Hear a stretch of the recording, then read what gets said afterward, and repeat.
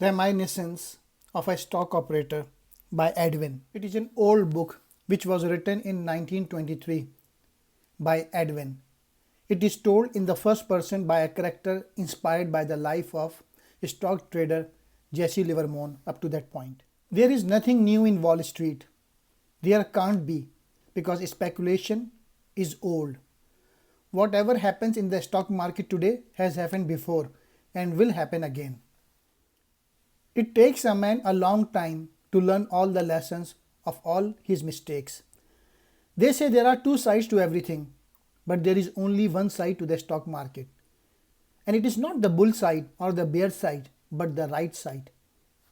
If the unusual never happened, there would be no difference in people, and then there would not be any fun in life. The game would become merely a matter of addition and subtraction. It would make of us a race of bookkeeper with plodding mind. It is the guessing that develops a man's brain's power. Just consider what you have to do to guess right. There is nothing like losing all you have in the world for teaching you what not to do. And when you know what not to do in order not to lose money, you begin to learn what to do in order to win. The market does not beat them, they beat themselves, because though they have brains, they cannot sit tight.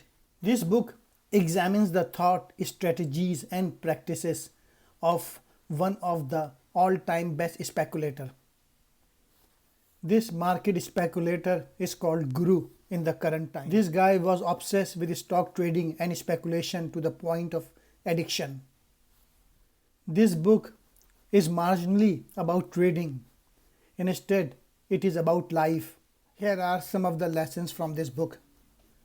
You will never learn enough unless you lose enough. Avoid stocks with no definite pattern. In a bull market, the game plan is to buy and hold. Be patient.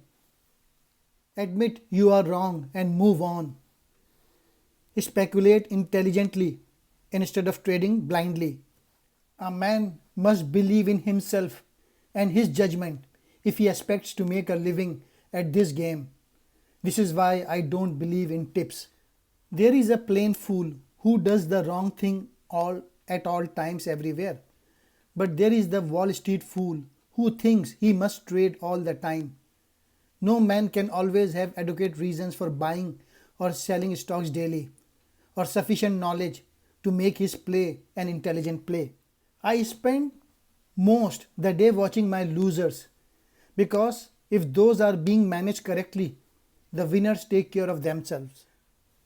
They say you never grow poor taking profits. No, you don't. But neither do you grow rich taking a 4-point profits in a bull market. He learns that underlying market conditions and overall directions are more important than the short-term movements of individual stocks. He explains that one should buy on a rising market and sell on a falling market, never trading opposite the general trend.